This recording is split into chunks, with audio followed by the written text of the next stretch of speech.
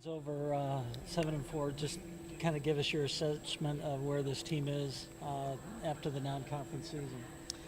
Well, I think our non-conference results did what we need to do. I think we've, won some really good matches that are going to look good on a resume. Obviously, we would have liked to end it with some wins this past weekend, but I like where we are. I like a lot that I've seen from this team. But now we're done playing 3 matches on a weekend, and we really, today's practice is going to be amped up a lot more than we've been able to do so far. So now we get to get into the gym, I think, over the next month and a half, and really kind of work on the things that we got to get better at. So the Big East Conference season, what kind of challenges does it pose? Because you're kind of the top team over the last 3 years. Well, I think you can look at the paper and say, oh gosh, they've dominated, but we've had dogfights consistently. The Big East is a very strong conference, and also since you are picked to win it, you've got everyone giving you their best fight. So we're going to have our hands full every single night, and it should be, it should be fun. You got an opportunity for, hi, by the way. Hi. You got an opportunity for, a class to go through and win it every year. That's a pretty unique opportunity for, this group of girls or for any group of girls to continue. How much does that maybe motivate some of these girls to, even the younger ones, to say, hey, we can keep, rattling off conference titles? I haven't ever put that together, so I can't say that that's been something that we've talked about. I think, you got to approach each year as its own. We have goals of what we want to achieve, and one of them is we want to be conference champions. We want to be tournament champions. But we understand that takes a lot of hard work to be able to do that. So, obviously that would be cool to be able to say they did it, but it really, it's I always say to recruits, winning a championship is not something that a lot of people get to experience, and it is a pretty awesome thing, and it's pretty difficult. So, obviously it's one match at a time. I know that's what I say all the time, but that's the same thing they're hearing from me. Is that kind of maybe a blessing in disguise, knowing that, she'll be back, whatever it is, but you guys will have been prepared, potentially for, being more versatile if that stuff happens later in the season? I'm always a believer that, adversity is going to hit at some point. Last year it was food poisoning. This year, it might be an injury. Adversity always hits a team. Anyone that's in sports knows that. It's how you respond to adversity. So maybe it's not this specific thing, but I think this will make us stronger because we're having to deal with being uncomfortable.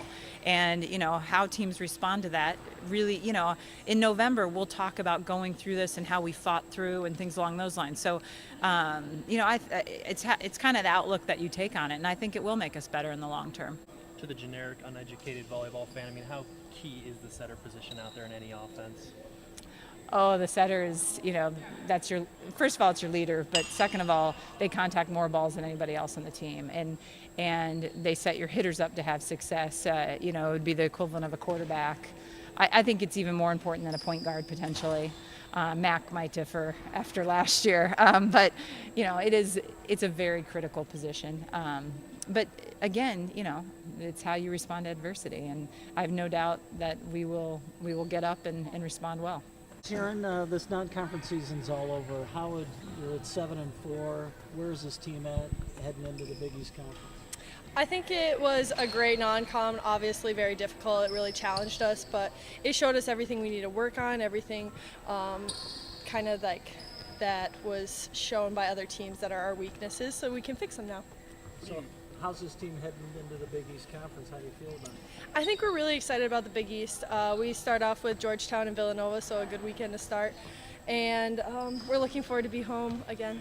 When you think about the chance at a 4th straight conference championship, every title is pretty awesome, but to be able to do 4 in a row potentially, how cool would that be for you? Obviously, you've only known what it's like to win a championship since you've been there.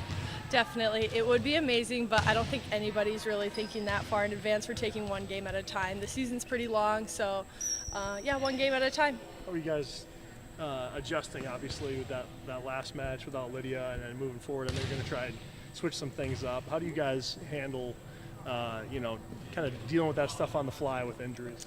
We talk about it's a sport. Injuries are going to happen. It's devastating. It really is. It's not fun, obviously, but we're all going to be very supportive, and whoever they put on the court, we're going to trust them, and they're going to do a great job.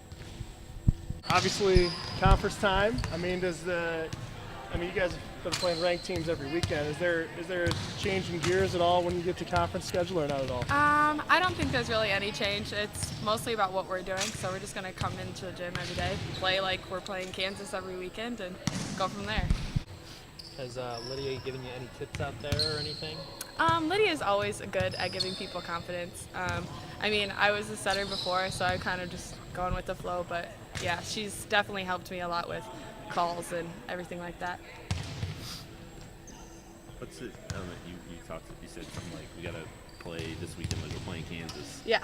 Is it difficult at all to sort of, you're not necessarily tricking yourself, but just get yourself ready for Big East matches that aren't necessarily on paper as maybe marquee or big time as some of the ones you've played?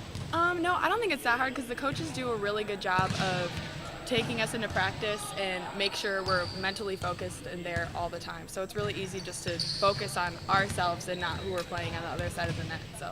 Do you get a sense though when you're on the court that the other team, at least in league play, looks at you guys as the team that everyone wants to be? Yeah, and we feel it too. We feel the pressure, we feel the targets on our back, which we love because we can just step up to the occasion. What do you think was the key last year to navigating it the way you did? Probably just our confidence level. I think coming off of a Sweet 16 and then coming into last year, we were just like, it was more of a culture thing. We knew that we were a good team instead of, wow, we made it to the Sweet 16. It's like, okay, now this is a tradition. Right. Kind of have more swag.